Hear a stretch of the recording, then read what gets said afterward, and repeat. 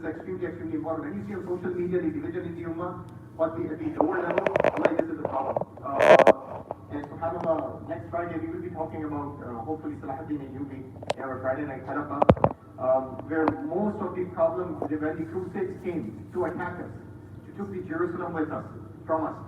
You know what was the major cause that we didn't retaliate early on before Salahuddin came? We were divided politically. Dr. Sadavi says in his book, 3-volume book, subhanAllah, he says we were divided in the fiqh debate, in the theological debate, and sometimes we would actually help crusaders. The Muslims in Syria helped crusaders to fight against the Damascus Muslims, so that I can get more share. And while they were conquering Jerusalem, this is what happened.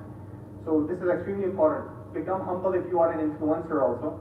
Do not present your speculative argument as a definitive one. And this is Islam. What the other scholar is doing. Be humble.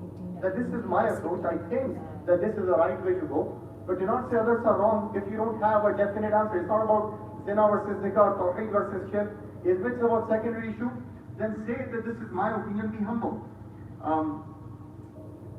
The last thing is that, so you should be humble towards Allah subhanahu wa ta'ala, and then you should be humble towards people. How your humbleness will be tested with the people? How you will know that you are humble with the people? Tell me. This is an easy question, right? This is an easy question. No, Iman, you are done for today. Okay.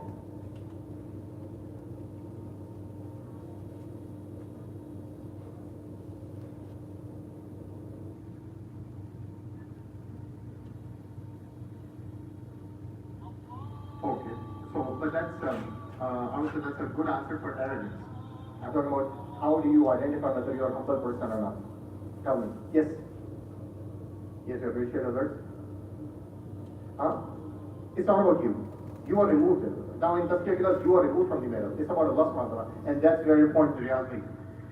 If you want to test your humbleness, whether you're really humble or not, and if I want to test as an imam or as an scholar if I'm humble or not, one test given by Ibn Qayyim rahimahullah.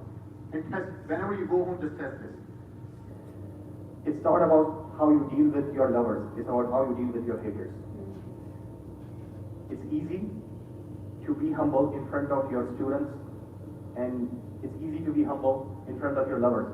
But when a person is your adversary, when a person is your hater, when a person is your critique, and in the argument you realize he have a truth, you're losing that argument. That's a test of our humbleness. Do you agree his point even though he is your adversary or she's your adversary? Or because they are your adversary, you will deny the truth. That's a test of our humbleness. And uqsimu billah, this is very difficult. It's very difficult. Because it's easy to get criticism from a lover. But it's difficult to get criticism from the one who is coming from a hater background. Although we have examples from the Sunnah. But now remember this.